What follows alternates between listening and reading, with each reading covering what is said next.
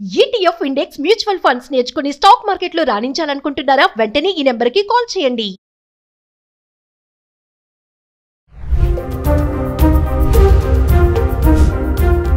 నమస్తే సుమన్ టీవీ ప్రేక్షకులకు.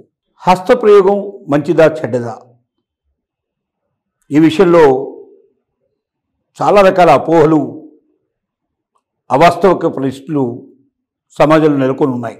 ఎవరైనా హస్తప్రయోగం చేసుకుంటున్నారని తెలిస్తే వాళ్ళని అసహించుకోవడం, వాళ్ళని దూరంగా పెట్టేటువంటి పద్ధతులు కూడా సమాజంలో అక్కడక్కడ జరుగుతున్నాయి. హస్తప్రయోగం మంచిదా చెడ్డదా? ఈ విషయంలో నిపుణులు, శాస్త్రవేత్తలు, డాక్టర్లు ఎక్కువ మంది చెప్పేటువంటి విషయం ఏమిటంటే హస్తప్రయోగం అనేది మంచిది, దీనివల్ల ఏ రకమైనటువంటి ఆరోగ్య సమస్యలు ఉత్పన్నం కావు. కొంతమంది దీనివల్ల మతిభ్రమణ జరుగుతుందని, లేకపోతే వివిధ రకాలుగా ప్రవర్తిస్తారని, ఇంకొక శారీరకంగా ఏదైనా అవాంతరాలు ఏర్పడతాయని, పెళ్లి చేసుకోవడానికి పనికిరారని, ఇలా రకరకాల అపోహలు ఉన్నాయి. ఇది కరెక్ట్ కాదు. స్త్రీ పురుషులు శృంగారంలో పాల్గొంటే ఏది జరుగుతుందో అలాంటిదే హస్తప్రయోగంలో కూడా జరుగుతుంది. సపోజ్ 17 ఏళ్ల వయసు వచ్చినటువంటి ఒక కుర్రాడు హస్తప్రయోగానికి అలవాటు పడ్డాడు అనుకుందాం. అతను వెంటనే మ్యారేజ్ చేసుకునే అవకాశాలు లేవు. దానికి అతను ఏం చేయాలి? ఆల్టర్నేట్గా ఎవరైనా గర్ల్ ఫ్రెండ్ కోసం ప్రయత్నం చేయడం కానీ, లేక వేశ్యల కోసం ప్రయత్నం చేయడం కానీ, రకరకాల ఆల్టర్నేటివ్ అతను తయారు చేయాలి. దానివల్ల డబ్బు వృధా అవుతుంది. రెండోది, ఆరోగ్యం పాడే అవకాశాలు ఉన్నాయి, జబ్బులు వచ్చే అవకాశాలు ఉన్నాయి, రకరకాల సమస్యలు ఉన్నాయి. అదే అతని వివాహం చేసుకునే లోపల హస్తప్రయోగం చేసుకున్నా కూడా ఆరోగ్యం బాగుంటుంది, మానసికంగా అతను ఎప్పుడు కూడా ప్రశాంతతను అనుభవిస్తాడు, ఒక స్వయం తృప్తి అనేది కలుగుతుంది. స్త్రీ పురుషులు కలవడం వల్ల ఏవైతే హార్మోన్స్ రిలీజ్ అవుతున్నాయో అవే హార్మోన్స్ హస్తప్రయోగంలో కూడా రిలీజ్ అవుతాయి. కాబట్టి ఇది ఒక రకంగా చెప్పాలంటే మనిషి ఇంకొక స్త్రీ కోసం ప్రయత్నం చేసి అదే వేరువేరు పురుషులను కలిసేటువంటి స్త్రీతో అతను కలిసినప్పుడు అతని ఆరోగ్యం పాడు చేసుకునే ప్రయత్నం, డబ్బు వృధా చేసుకునే ప్రయత్నం, దానికోసం వెతుకులాడుతూ వెళ్ళే ప్రయత్నం కన్నా ఈ ప్రయత్నం మేలని కొంతమంది సిద్ధాంతులు చెప్తున్నారు ఈ విషయాన్ని గురించి. అలాగే ఆడవాళ్ళు హస్తప్రయోగం చేసుకునేటప్పుడు రకరకాల సాధనాలు వాడుతూ ఉంటారు. దాంట్లో ముఖ్యంగా కొన్ని టాయ్స్ని వాడుతూ ఉంటారు, డిల్డో అనేటువంటి ప్రయోగాలను వాటిని చేస్తుంటారు. ఇలాంటివి చేసేటప్పుడు కొన్ని జాగ్రత్తలు వాళ్ళు తీసుకోవాల్సిన అవసరం ఉంది. ఏంటంటే బ్యాక్టీరియా లేనటువంటి టాయ్స్ను మాత్రమే వాడే ప్రయత్నం చేయాలి.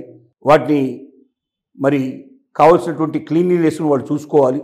రెండోది, ఏమైనా చిన్న చిన్నవి రకాలైనటువంటి వాటిని వారు తమ యొక్క రహస్య అంగాల్లో చొప్పించినప్పుడు అవి లోపలికి వెళ్ళిపోయి ప్రమాదం ఉంది. కాబట్టి అలాంటి జాగ్రత్తలు తీసుకోవాలి. తప్పనిసరిగా ఆడవాళ్ళైనా మగవాళ్ళైనా హస్తప్రయోగం చేసుకోవడం వల్ల దాన్ని కొంత కంట్రోల్లో పెట్టుకోవాలి. మరి హస్తప్రయోగం తెలుసు కానీ కాబట్టి పొద్దున్నుంచి రాత్రి దాకా రోజుల తరబడి దాన్ని చేస్తూ కూర్చునేట్టు ప్రయత్నం కరెక్ట్ కాదు. దాన్ని కూడా ఒక సమయాన్ని నిర్ణయించుకొని రోజుకు ఒకసారి లేక 2-3 సార్లు మాత్రమే పరిమితంగా చేసుకుంటూ దాన్ని పూర్తి చేసుకోగలిగితే మంచిది. దీనివల్ల వాళ్ళలో ఒక ధైర్యం పెరుగుతుంది, సాహసం పెరుగుతుంది. రాబోయే జీవిత భాగస్వామితో శృంగార విషయాలు గోప్యంగా కాకుండా చక్కగా మాట్లాడుకొని తనకేం కావాలో తన భాగస్వామికి తెలియజేసి భాగస్వామి నుంచి కూడా ఆ రకమైనటువంటి మరి అవకాశం పొందేటట్టుగా చేసుకోగలిగితే వారి దాంపత్య జీవితం కూడా భవిష్యత్తులో చాలా గొప్పగా ఉంటుంది, చాలా సంతృప్తిగా ఉంటుంది, సంతోషంగా ఉంటుంది. అలాగే ఏ వ్యక్తులైతే తాము ఒకవేళ జీవితంలో నాకు వయసు పెరిగింది, ఈ వయసు పెరిగిన తర్వాత ట్యాబ్లెట్ సహకారం తీసుకోవాలి, ఏ వయాగ్రా సహకారం తీసుకోవాలి అనేటువంటి వాళ్ళు కొంతమంది ఆలోచనలో ఉంటారు. మీరు ఇలాంటివి ఏదైనా ఇతర సాధనాలు ఉపయోగించండి, ఏదైనా ట్యాబ్లెట్స్ ఉపయోగించి శృంగారంలో మీ జీవితాన్ని రసమయం చేసుకోవాలనుకున్నప్పుడు డాక్టర్ సలహా తీసుకోవడం చాలా మంచిది. ఎందుకంటే డోసేజ్ నిశ్చయం ఉంటుంది. మన ఆరోగ్యం మీద ఆధారపడి, మన వయసు మీద ఆధారపడి డోసేజెస్ ఉంటాయి. కాబట్టి ఆ వయసు వారికి ఎంత డోసేజ్ కావాలి, ఏ రకమైన ట్యాబ్లెట్ వాడితే వారికి సంతృప్తికరమైనటువంటి సెక్స్ పూర్తి చేసుకునే అవకాశం ఉంది, ఇదన్నీ చెప్పగలిగేవాడు దీంట్లోపల సెక్సాలజిస్టులు ఎవరైతే ఉన్నారో ఆ డాక్టర్ని ప్రత్యేకంగా కన్సల్ట్ చేసి వారి యొక్క సలహా తీసుకొని ఆ సలహా ప్రకారంగా ముందుకు వెళితే వారి జీవితాన్ని ఆనందమయం చేసుకునే అవకాశం ఉంది.